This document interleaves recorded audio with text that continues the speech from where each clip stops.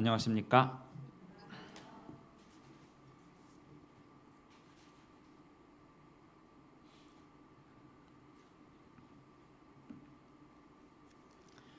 먼저 야고보서 5장 11절에 있는 말씀을 보겠습니다.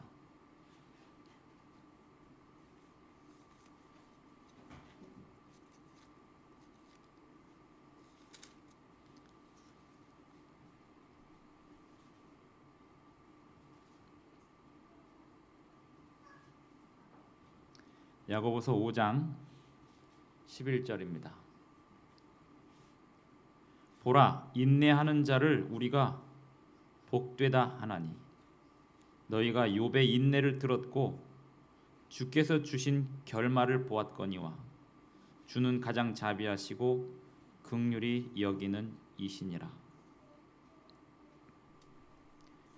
오늘 말씀의 주요 키워드 중에 하나는 인내입니다. 참고 견디는 것입니다. 또 다른 키워드, 중요한 단어는 고난입니다. 10절에 보면 야고보서 5장 10절입니다. 형제들아, 주의 이름으로 말한 선지자들을 고난과 오래 참음의 본으로 삼으라. 인내는 고난과 쌍을 이룹니다. 고난이 있을 때 인내도 있습니다. 이 고난과 인내가 없으면 어떻게 되냐면 9절을 보시겠습니다. 형제들아, 서로 원망하지 말라. 그리하여야 심판을 면하리라. 고난과 인내가 없는 사람들이 하는 일이 서로 원망입니다.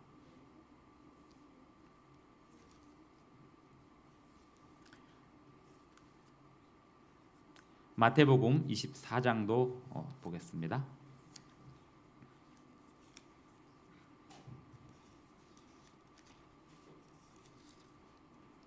마태복음 24장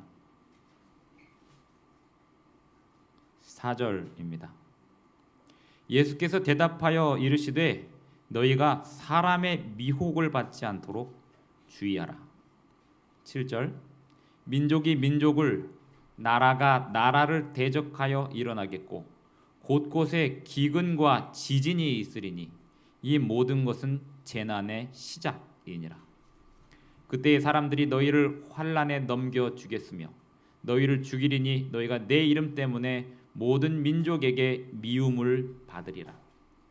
그때에 많은 사람이 실족하게 되어 서로 잡아주고 서로 미워하겠으며 거짓 선지자가 많이 일어나 많은 사람을 미혹하겠으며 불법이 성함으로 많은 사람의 사랑이 식어지리라. 그러나 끝까지 견디는 자는 구원을 얻으리라. 끝까지 견디는 자의 힘은 무엇인가 하면 사랑입니다. 인내와 고난과 사랑, 이것이 오늘의 중요 핵심 단어입니다. 지난주 우리는 이유가 무엇일까라는 제목으로 욥기의 서론의 서론을 살펴보았습니다. 지난주 설교를 마치고 세 사람에게 연락을 받았습니다. 하나는 저의 고등학교 동창이었고 또 한 사람이 있고 또 한 사람이 있는데 이 세 사람의 공통점이 무엇이었는가 하면 고난이 무엇인지를 아는 사람들이었습니다. 한 사람은 어렸을 때 아버지를 잃었고 형이 장애인이고 지금도 가난에서 온전히 벗어날 수 없는 굴레 속에 살아가는 사람이었습니다. 또 한 사람은 나면서부터 고난을 안고 태어난 사람이었습니다. 그 사람들이 저에게 요청한 바가 무엇인가 하면 욥기의 다음 설교를 해달라는 것이었습니다. 저는 지난 안식일 이 설교를 하고 나서 다음 주에도 이 설교를 할 것인지를 놓고 기도하고 있었습니다. 그런데 그분들이 다음 설교를 이어달라고 요청을 했습니다. 그래서 오늘 제가 그 설교를 이어서 하게 됩니다. 어차피 욥기의 이야기는 고난을 겪고 있는 사람이 아니고는 이해하기 어려울 텐데 우리는 누구나 다 언젠가는 고난을 겪게 될 것이기에 오늘 고난이 없는 사람이라 할지라도 그 고난이 왔을 때 그 욥기를 이해할 때가 될 테니 지금 고난이 없는 사람들이라 할지라도 언젠가 그 말씀이 도움이 되지 않을까라는 생각으로 말씀을 이어갑니다. 오늘의 말씀의 제목은 하나님을 경외하는 까닭이 무엇일까입니다. 우리는 언젠가 이렇게 수영장이 있고 마당이 넓고 인테리어가 잘 돼 있는 이 멋진 집에 살고 싶은 꿈을 가지고 있지 않습니까? 우리는 언젠가 하나님을 잘 믿고 살다 보면 하나님께서 우리에게 이렇게 복을 주셔서 이런 좋은 집에 한 번쯤은 살아볼 것이라는 기대를 하고 살지 않습니까? 또 이렇게 좋은 집에 굳이 살지 않아도 언젠가 하나님께서 복을 주셔서 이런 휴양지에 가서 휴가를 한번 누려보면 얼마나 좋을까라는 생각을 가지고 살지 않으십니까? 하나님을 사랑한다는 것은 무엇을 의미할까요? 초가 삼간이라도 사랑하는 사람과 함께 한다면 평생 그렇게 살아도 행복한 게 사랑 아닙니까? 고난이 무엇일까에 대하여 생각을 해보면 지금 살아가는 것 자체가 엄청난 고난입니다. 옛날 사람들은 우리 어렸을 때는 이렇게 힘들었는데 너희들은 참 편하다라고 생각을 하지만 지금 살아가는 사람들의 고난이 무엇일까요? 지금 살아가는 사람들의 최고의 고난이 있다면 고난이 없다는 겁니다. 고난이 없는 고난이 뭘까요? 고난이 없는 고난이란 성실과 인내가 없는 것입니다. 가끔 저희 집사람이 저에게 당신은 왜 그렇게 꼭 그렇게 어려운 사람에게만 초점을 맞추고 살아가느라 피곤하게 사느냐라고 묻습니다. 실물교훈 386쪽으로 제가 오늘 항변해 보겠습니다. 우리는 다른 사람들의 슬픔과 고통과 괴로움을 미리 예상해야 한다. 우리는 높은 자나 낮은 자나 부자나 가난한 자를 막론하고 그들의 기쁨과 염려에 동참해야 한다. 저는 항상 이 교회에서 예배를 드리면서도 오늘 비 와서 못 오는 사람이 있다는 사실이 너무 마음이 아픕니다. 이렇게 예배를 드리면서도 오고 싶어도 못 오는 사람들이 있다는 사실.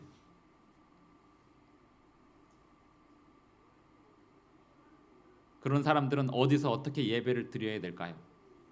우리의 주위에는 동정의 말과 도움의 손길이 요구되는 가련한 자들과 고통당하는 자들이 있다. 저도 어느새 젊은 사람이지만 어느새 40대 중반을 넘어가다 보니 옛날 얘기하고 싶을 때가 있습니다. 연탄 갈아보셨죠? 연탄 갈던 시절의 삶을 아시죠?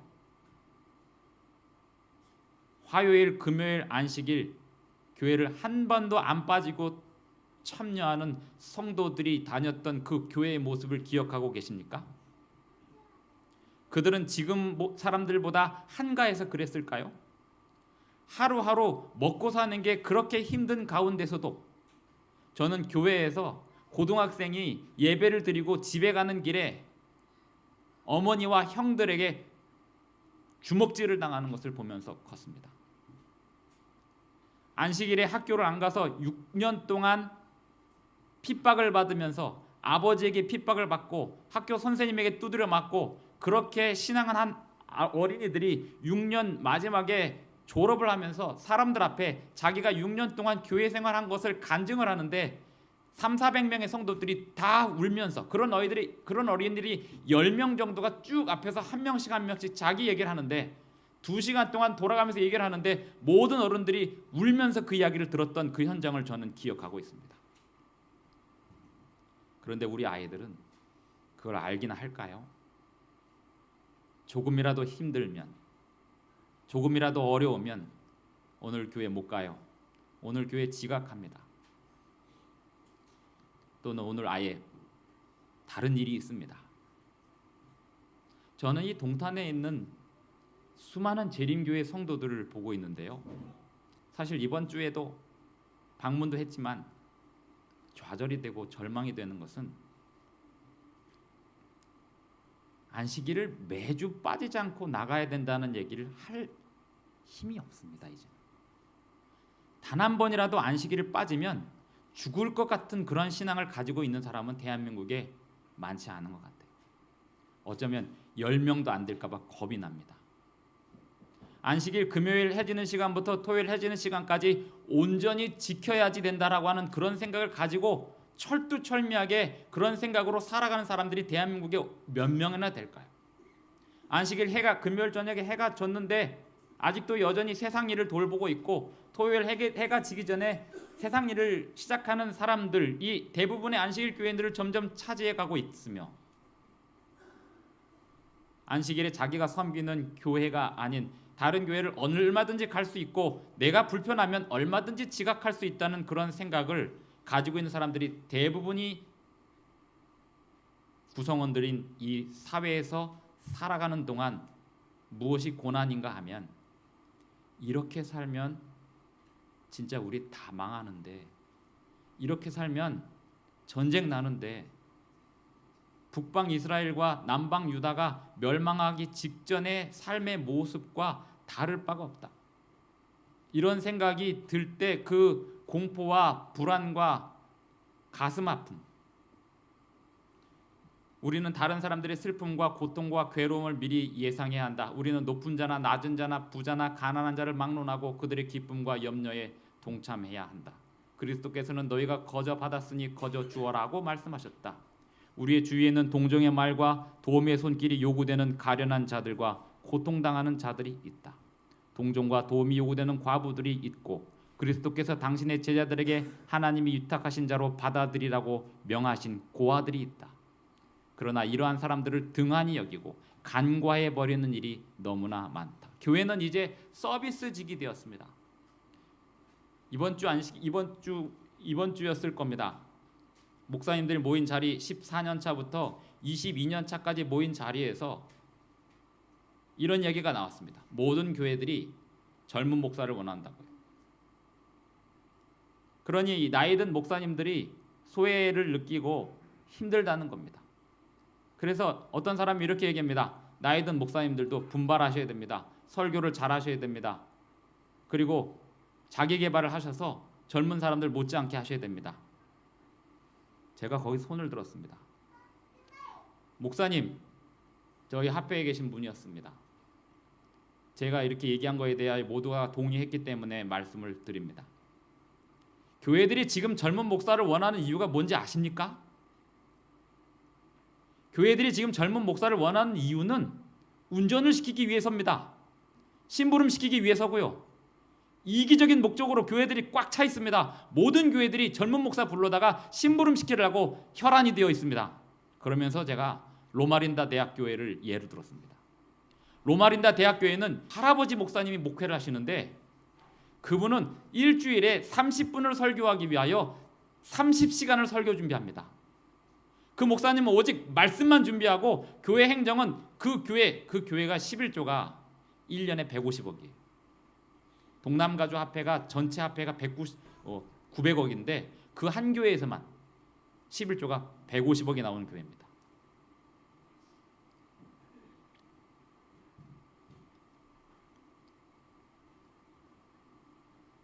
사랑은 오늘날 고난이 무엇인가 하면 춘향전의 이야기가 전혀 눈물 흘릴 만한 이야기가 아니라는 사실이 고난이 아닐까요? 지조를 지키며 고난을 이겨내는 그러한 사람의 이야기가 더 이상 감동이 되지 않는 것입니다.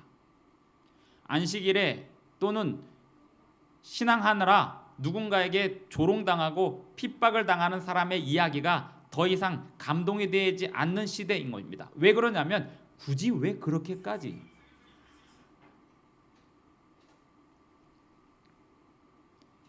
실제로 그런 얘기를 듣습니다. 얼마 전에도 그런 이야기를 들었습니다.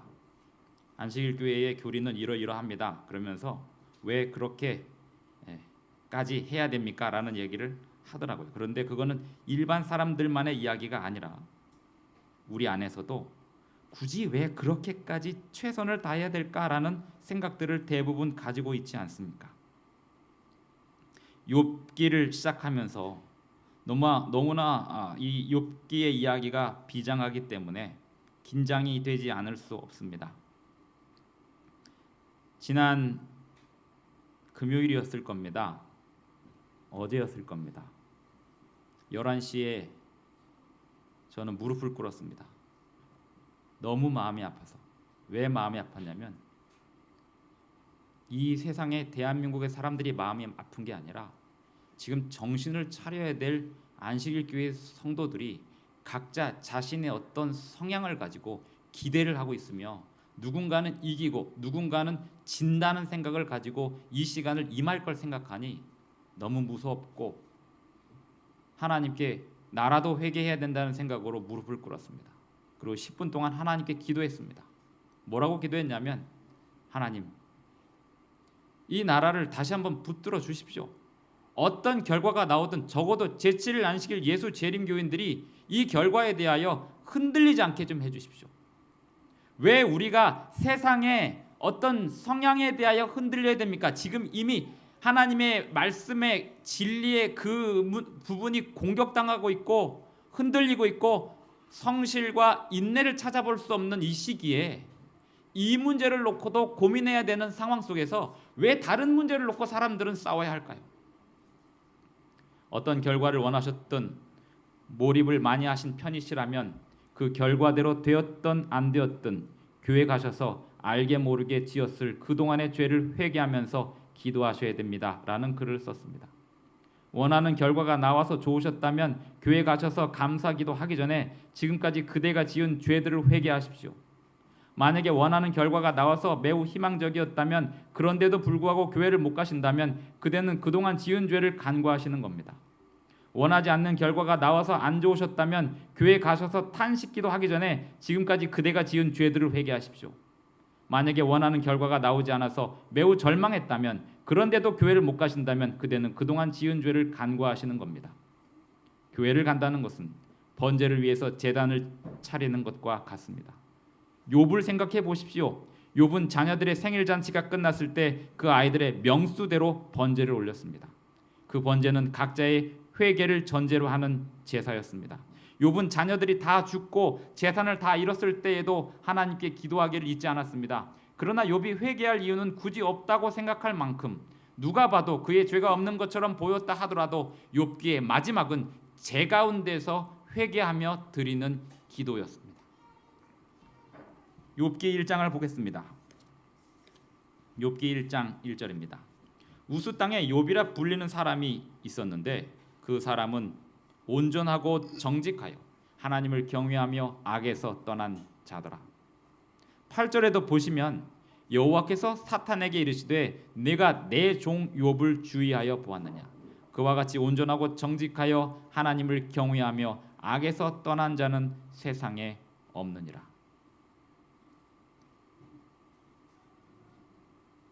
(1절에) 보면 온전하고 정직하여 하나님을 경외하며 악에서 떠난 자라고 욥기의 저자가 욥을 설명하고 있는데 하나님도 욥에 대하여 설명하기를 그와 같이 온전하고 정직하여 하나님을 경외하며 악에서 떠난 자가 세상에 없다라고 얘기합니다. 그리고 나서 사탄이 뭘 질문하냐면 어찌 까닭 없이 하나님을 경외하리까? 라는 질문을 합니다.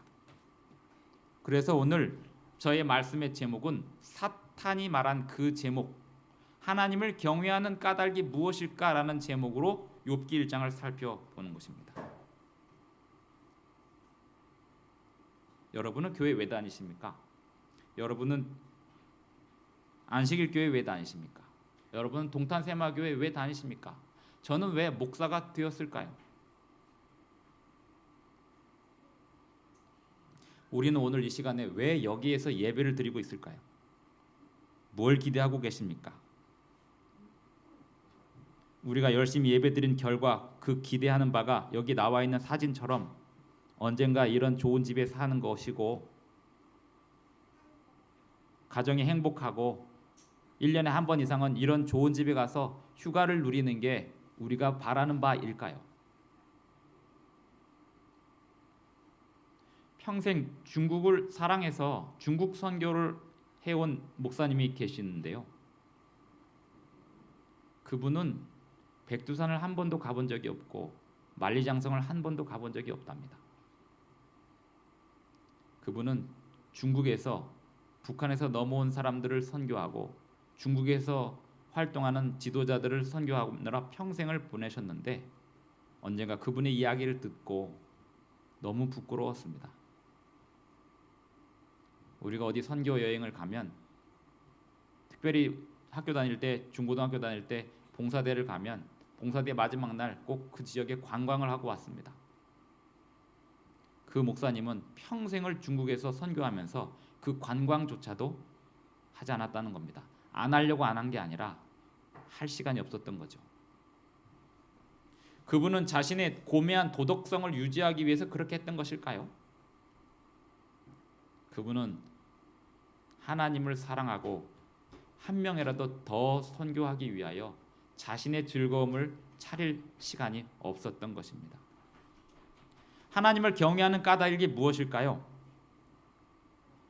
하나님을 경외하는 까닭이 번영이 아니라고 김주성 목사가 말하는 것 같은데 그럼 뭘까요? 하나님을 경외하는 까닭이 무엇일까요? 우리가 누군가를 사랑하는 이유가 뭘까요? 우리가 자식을 사랑하는 이유가 뭘까요?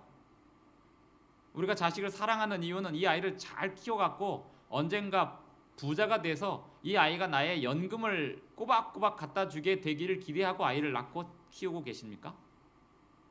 우리가 이 누군가를 만나서 사랑을 하고 결혼을 하고 배우자와 가족들과 지내면서 그렇게 사랑을 베푸는 그 이유가 어머니가 그 아이 고등학교 3학년 아이를 위해서 그렇게 헌신하고 봉사하는 그 이유가 이렇게 키워서 언젠가 이 아이가 시집을 가고 장가를 가면 꼬박꼬박 나에게 월급을 갖다 줄 테니 그때를 위해서 내가 참고 견디는 것이었습니까? 우리가 하나님을 잘 섬기고 지금 11조를 잘 드리고 월정금을 잘 드리는 이유는 하나님께서 우리를 울타리로 보호해 주시고 10절에 보면 마귀가 이런 말을 해요. 마귀는 항상 틀린 말만 하는 게 아닙니다. 마귀는 맞는 말에다가 결정적으로 틀린 말을 하나씩 덤빕니다. 10절에 보면 주께서 그와 그의 집과 그의 모든 소유물을 울타리로 두르셨습니다. 맞습니다. 욥이라는 사람이 욥기에서 기는 기록하다는 뜻이니까요. 욥에 관한 기록인데요. 주님께서 욥의 집을 울타리로 둘러주셨습니다. 오늘날 하나님 백성들을 주님께서 얼마나 강력한 울타리로 둘러주시고 있는지 우리는 그걸 다 알지 못합니다. 그 다음에 두 번째, 하나님께서 욥에게 그의 손으로 하는 바를 복되게 해주셨습니다. 정말 욥이 무엇을 하든지 손을 대는 것마다 엄청난 부가 쌓이도록 하나님께서 그를 돌보아 주셨습니다. 그리고 그의 소유물이 땅에 넘치게 하셨습니다. 하나님이 정말로 그러셨습니다. 그의 소유물은 3절에 보면 양이 7,000마리요 낙타가 3,000마리요 소가 500결이요 암나귀가 500마리며 종도 많이 있었고 동방 사람 중에 가장 훌륭한 자였습니다. 우리 동탄 세마교회도 하나님께서 울타리로 둘러주셨고 우리 손으로 하는 바를 복되게 해주셨습니다.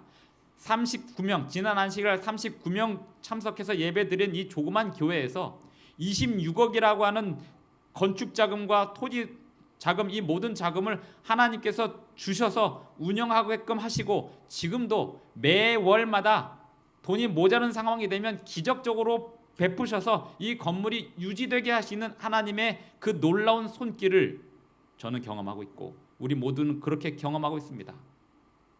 그런데 이것은 사탄이 하는 말이지만 정말 진리고 맞습니다. 하나님께서 첫째 울타리로 둘러주셨고요. 두 번째 그의 손으로 하는 바를 복되게 해주셨습니다. 세 번째 그의 소유물이 땅에 넘치게 해주셨습니다. 왜냐하면 욥은 부자가 되는 걸 꿈꾸고 살아온 사람이 아니고 다른 사람을 먹고 살게 하는 걸 꿈꾸고 살아왔기 때문입니다. 저는 이 신앙에 근거하여 한 달 월급이 2천만 원인 직장인보다 자기가 버는 돈이 2천만 원이지만 사람들을 부리며 고생하는 기업인이 훨씬 더 훌륭하다고 생각합니다. 달란트의 비유는 그걸 추구합니다. 내가 돈을 많이 버는 것보다 내가 누군가를 먹고 살게 하는 게 목표가 되어야 됩니다. 내가 돈을 벌고 있는 이 모든 행위가 또 다른 누군가를 먹고 살게 하는 거가 목표가 되어야 됩니다. 그저 어디 좋은 직장에 취직해서 꼬박꼬박 월급을 끝까지 잘 받고가 아니라 내가 버는 이 모든 돈이 또 다른 누군가를 살게 하는 자금으로 흘러나갈 수 있게 하는 게 하나님 백성들의 삶입니다. 욥은 그런 사람이었습니다. 그의 소유물이 땅에 넘치게 하사 수많은 종들이, 욥기를 쭉 읽어보면요, 욥이 엄청난 자선 사업을 했습니다. 고아들을 데려다가 키웠고요, 과부들에게 원조를 했고요, 욥과 친구들의 대화들을 이렇게 주고받거나 하는 거 보면 욥이 어떤 사람이었는지, 그 많은 부를 수많은 사람들에게 베풀며 살았던 사람입니다. 그런데 욥이 뭐라고 얘기하냐면 바로 그것 때문에 하나님을 욥이 섬기는 거 아니냐라고 얘기합니다. 그래서 11절에 보면 이제 주의 손을 펴서 그의 모든 소유물을 치소서, 그리하시면 틀림없이 주를 향하여 욕하지 않겠나이까. 네, 결국에 그런 일이 벌어졌는데 욥은 끝까지 하나님을 욕하지 않았는데 누가 하나님을 욕하냐면 2장 9절에 보면 그의 아내가 그에게 이르되 당신이 그래도 자기의 온전함을 굳게 지키느냐, 하나님을 욕하고 죽으라, 이럽니다. 자, 여기서 퀴즈 하나 드리겠습니다. 욥은 이 고난 가운데 자기 아내와 끝내 이혼했을까요, 안 했을까요? 욥이 지금 자기 남편한테 하나님을 욕하고 죽으라 이러고 있습니다. 욥이 견딥니다. 근데 그 다음에 이혼했다 안 했다 이런 얘기는 없는데 힌트가 분명히 있기 때문에 욥이 욥의 부인이 그렇게 얘기를 했는데 욥하고 부인하고 그것 때문에 갈랐었을까요, 안 갈랐어요? 사실 이거는요, 갈라서는 아주 좋은 조건이에요. 부부가 서로 이 재물이 튼튼하고 안정되어 있으면 건강하게 살다가도 사업이 망한다든지 어려움이 닥치면 그 속에 있던 안 좋은 이야기들을 서로 쏟아냅니다. 그러면서 엄청난 갈등이 시작되고 끝내 갈라섭니다. 앞으로 이런 문제로 갈라설 젊은 부부들이 엄청나게 많을 거예요. 조금만 어려우면 벌써 그냥 서로에 대한 불편한 얘기들을 쏟아내게 될 것이고. 욥은 갈라섰을까요, 안 갈라섰을까요?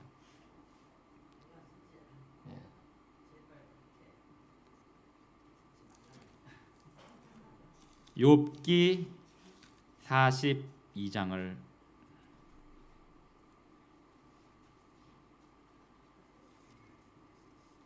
욥기 42장 12절에 보면 여호와께서 욥의 말년에 욥에게 처음보다 더 복을 주시니 그가 양 14,000과, 원래 1장 1절에서는 1장 3절에서는 4절에서는 양이 7,000이었거든요. 낙타 6,000과, 거기 낙타 3,000이었는데 6,000이 됐고, 소 500결이었는데 1,000결이가 되고요. 암나귀가 500이었는데 1,000이 됩니다. 2배로 늘었는데 아들 7명과 딸 3명이 다 죽었는데 아들 7명과 딸 3이 다시 생겨요. 욥이 혼자 인간 복제를 했을까요? 자기 아내와 욥이 둘이 회춘을 해버립니다. 10명을 또 낳아요. 이 욥은요, 사실 이것만 해도 굉장한 복을 받은 사람입니다. 엄청난 풍파가 왔다 갔는데 부부 금술이 무너지지 않았어요. 아들 10명은 잃으면요, 주로 누가 이성을 잃어버리냐면 엄마들은 이성을 잃어버립니다. 교회를 떠나는 건 뭐 당연한 거고, 당신 혼자 믿어! 그리고 난 갈 거야. 세상으로 나가버리죠. 이게 무슨 하나님이냐고. 그랬던 아내가 욥이 회복될 때 다시 그냥 사는 정도가 아니라 자식을 10명을 또 낳아요. 인내와 사랑, 고난의 결과는 이런 겁니다. 사실 이것 때문에 신앙을 하는 거고, 이것 때문에 교회를 다니는 거고, 이것 때문에 하나님을 섬기는 겁니다. 이런 걸 할 줄 아는 사람들을 이 세상에 살면서 2명만 만나도 그 사람은 행복한 사람이에요. 정말 그래요. 어떤 사람이 어떤 흔들림에 떨어져 나갈지 아무도 모릅니다. 만약에 나와 내 아내가 이런 상황 속에서도 끝까지 하나님을 섬기는데 살아남을 사람이라면 그 부부는 정말 행복한 사람이고요. 그러려면 무슨 일이 있어도 하나님을 섬기는 예배에 빠지지 마셔야 됩니다. 이번 주에도 제가 어떤 가정에 방문해서 이랬습니다. 아이들이 안 따라오거든 혼자라도 나오라고. 무슨 일이 있어도 교회를 나오라고, 빠지지 말라고, 지각하지 말라고 엄숙하게 받아들였는데 결국 오늘 안 왔어요. 이러니 제가 설교를 할 맛이 날까요? 참 다행스러운 건 어제 어떤 성도님이 5년 전에 제가 한 설교를 지금까지 기억하고 있으면서 그게 자기의 삶의 원동력이 된다는 얘기를 듣고, 그래, 언젠가 누구에게 그렇게 영향을 미치겠지. 이 설교 준비라는 게 너무 힘듭니다. 설교를 하고 나면 도대체 이게 누구에게 어떤 영향을 미칠까? 또 어떤 때는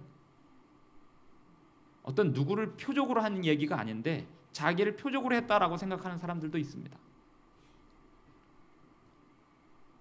그렇지 않고요, 하나님을 경외하는 사람들에게 하고 싶은 이야기, 하나님을 정말로 경외하는 사람들이라면 오늘 드리는 말씀들이 분명히 언젠가 오늘이라도 이해가 되실 겁니다. 3절에 보면 1장 3절에 보면 그의 소유물은 양이 7,000마리요 낙타가 3,000마리요 소가 500결이요 암나귀가 500마리이며 종도 많이 있었으니 이 사람은 동방 사람 중에 가장 훌륭한 자라 했는데, 사실 욥이 훌륭한 게 뭐였냐면 이거였습니다. 온전하고 정직하여 하나님을 경외하며, 이게 뭘 의미하냐면 악에서 떠난, 우선 정답을 하나 이야기를 하고 가자면 하나님을 경외하는 까닭 중에 중요한 까닭이 뭐냐면 악에서 떠나는 겁니다. 악이 싫은 거죠. 죄와 악이 너무나 싫은 거죠. 사람은 죄와 악을 싫어하지 않게 되어 있습니다. 창세기 3장 15절에 보면 내가 너로 여자와 원수가 되게 하고 이렇게 사탄에게 명하는데 이것이 여자와 그 여자의 후손들에게 복이었습니다. 사람은 죄와 악을 좋아하게끔 태어났어요. 그냥 게으르게 놀고 먹는 게 좋아하게끔 태어났어요. 우리 어린이들한테 장래 꿈이 뭐냐 그러면 돈 많은 백수라고 해요. 노골적으로 죄짓고 사는 삶을 살겠다고 이야기합니다. 그렇게 인간은 이기적으로 태어났습니다. 그게 얼마나 큰 죄라는 생각도 못하고. 교회 열심히 다녀야 구원받습니까? 이게 70년대, 80년대, 90년대의 질문이었다면 지금 그런 질문조차도 없어요. 어려냐 하나님이 알아서 데려가실 거라고 생각하시는 모양이죠. 사랑이 뭔지를 모르는 거죠. 인내가 뭔지를 모르는 거죠. 성춘향이가 이몽룡을 기다리면서 변사또 하고 재미 다 보고 어련히 이몽룡이 나를 사랑하니 와갖고 또 회복이 되겠지 이렇게 생각하는 거는 너무 심한 비유일까요? 사랑이라고 하는 것은 0.001%라도 불결한 게 들어있으면 그 사랑은 엄청나게 오염되지 않습니까? 욥은 완전한 사람이었습니다. 온전하고 정직하여 하나님을 경외하며 악에서 떠난 자였는데 어떻게 악에서 떠났을까요? 5절에 보면 그들이 차례대로 잔치를 끝내면 욥이 그들을 불러다가 성결하게 하되 아침에 일어나서 그들의 명수대로 번제를 드렸으니 이는 욥이 말하기를 혹시 내 아들들이 죄를 범하여 마음으로 하나님을 욕되게 하였을까 함이라. 욥의 행위가 항상 이러하였더라. 잔치를 끝내면 욥이 그 자녀들을 불러다가 성결하게 하는데요. 아침에 일어나서 그들의 명수대로 번제를 드리는데요. 이 번제라고 하는 게 뭘 의미하냐면 레위기 1장에 번제를 자세하게 설명합니다. 번제에서 번은 태운다는 뜻입니다. 근데 왜 태우냐면 쓰레기를 태우는 게 아니고 과자나 음식을 태우는 게 아니고 생명을 태우는 겁니다. 어떤 생명? 양이나 소, 자신의 죄의 경중에 따라서 특별히 양 한 마리를 잡아다가 어떻게 잡냐면 가장 깨끗하고 순결하고 건강한, 사람으로 따지면 청년기에 달한 아주 좋은 양, 그 양을 데려다가 아무런 죄 없는 양을 데려다가 가족들이 생일 잔치를 하면 아들 7명에서 딸 3이서 가족들이 모여서 생일 잔치를 하는데 얘네들이 아마 다 시집장가 안 갔던 것 같아요. 그러니까 그냥 자기들끼리 생일 잔치를 하죠. 그러니까 딸들이 3명 있었고 동방의 최대 미인들이었지만 시집 안 간 상태에서 아들들도 아직 총각 들인 상태에서 모여서 생일 잔치를 하고 나면 욥이 다 불러다가 한 명 한 명 다 지명해서 어제 얘네들이 생일 잔치하면서 혹시 죄를 이기심, 교만, 허영심 이런 죄를 지었을지도 모른다고 생각하고 한 명 한 명에 대한 다 번제를 드리는데 어떻게 할까요? 첫째 아들 나와라. 너 여기 이 양에다가 안수해라. 뭘 어떻게 할까요? 어제 놀고 즐기면서 생각했던 것들 중에 하나님 보시기에 불경한 그 모든 걸 다 내려놔라. 그래서요, 이 집안은 생일 잔치 끝나면 그 다음 날 제삿 날이에요. 어떤 제사? 모든 걸 반성하는. 이 이유가 뭐냐면 욥은 평생 악에서 떠나는 일을 하는 겁니다. 이 죄의 그 결벽증 환자들은 뭘 만지기만 해도 계속 손을 닦거든요. 이 세균, 바이러스 이런 거에 대한 두려움이 있는 거죠. 그러나 욥은 죄에 대한 두려움이 있어서 매 순간 자신의 죄를 하나님께 내려놓고 악에서 떠나는 게 욥의 평생의 사업이었습니다. 그래서 하나님이 욥에 대하여 그렇게 말한 것입니다. 그와 같이 온전하고 정직하여 하나님을 경외하며 악에서 떠난 자는 세상에 없느니라. 욥이 하나님을 경외하는 까닭은 그가 누린 번영 때문이 아니라, 욥이 하나님을 경외하는 까닭은 죄와 악에서 떠나는 방법이 하나님께서 그를 날마다 정결하게 씻어 주셔야 하기 때문이었습니다. 그것이 욥이 하나님을 경외하는 중요한 이유였습니다. 우리가 교회를 가야 되는 이유, 예배를 해야 되는 이유, 예배를 어떻게 해야 될까요? 우리는 모든 예배에서 우리의 죄를 자백해야 합니다. 요한일서 1장 9절을 보겠습니다.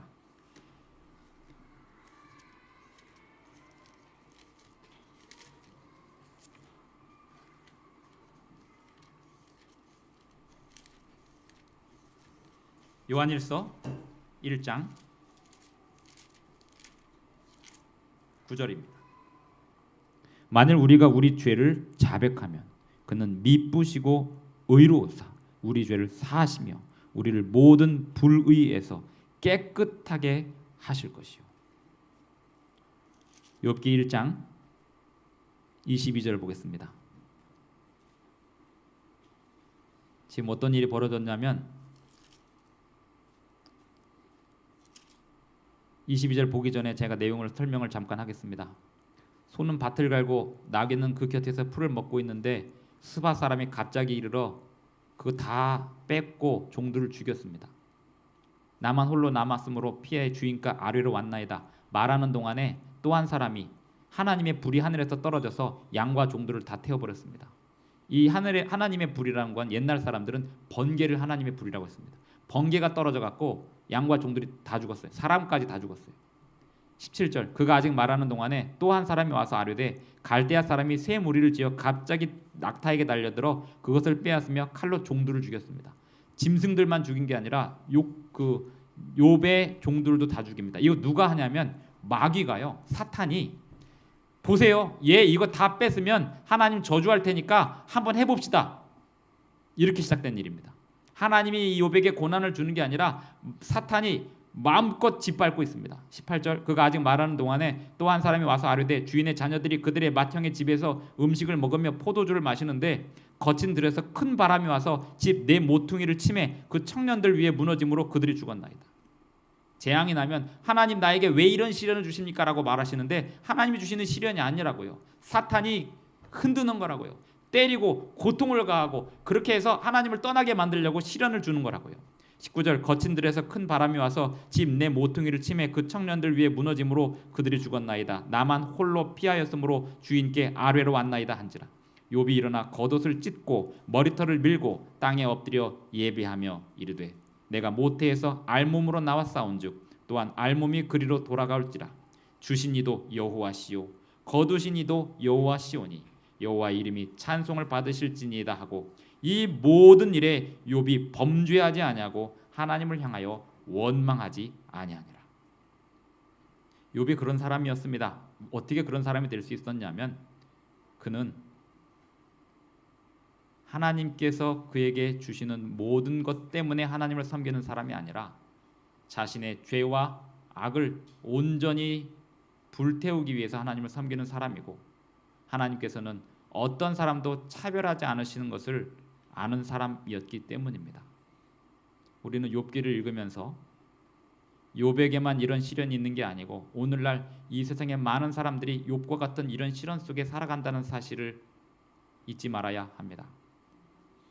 어떤 사람들이 그런 시련 속에 살아가는 이유는 그 사람들의 죄 때문이 아닌 경우가 너무나 많습니다. 하나님께서는 국적이나 인종이나 계급의 어떠함에 따라 사람을 차별하지 않으신다. 하나님은 온 인류의 창조주이시다. 이 창조로 말미암아 온 인류는 한 가족이 되고 구속으로 말미암아 하나가 된다. 그리스도께서 오신 것은 모든 분리의 장벽을 헐어버리고 모든 성소의 칸막이를 열어 젖히셔서 모든 사람이 자유로이 하나님께 나아갈 수 있도록 하기 위함이었다. 그의 사랑은 너무도 넓고 너무도 깊고 너무도 충만해 있기 때문에 어디든지 뚫고 들어간다.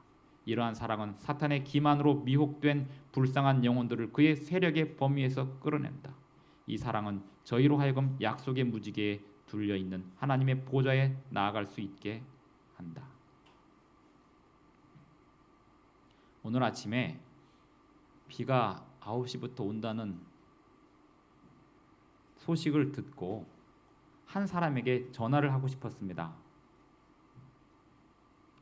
누구에게 전화를 하고 싶었냐면 성북구에서 앞이 보이지 않는 친구가 여기를 올 텐데 전화해서 오늘 비 오니까 여기 오지 말라고 전화하고 싶었습니다. 그러나 그게 과연 맞는 전화일까요?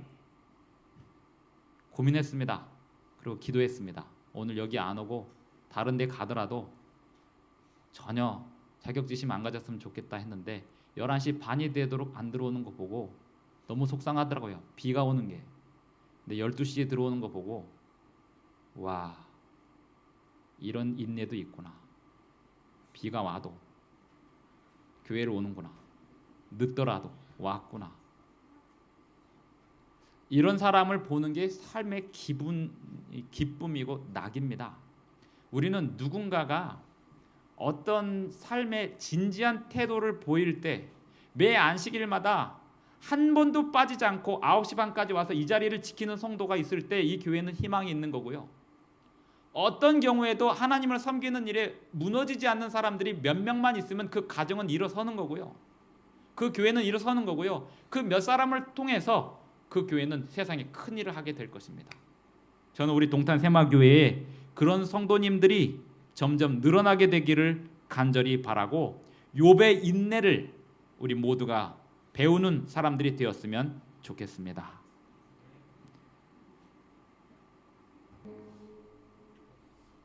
하늘에 계신 우리 아버지, 우리에게 사랑을 주시고 그 사랑의 힘이 우리 안에서 얼마나 큰 힘을 발휘하는지 우리의 생애 속에서 목격하게 하여 주시며 그와 같은 힘을 발휘하는 사람들을 우리 생애 속에서 만나 함께 일하게 하여 주시옵소서. 예수님의 이름으로 기도합니다. 아멘.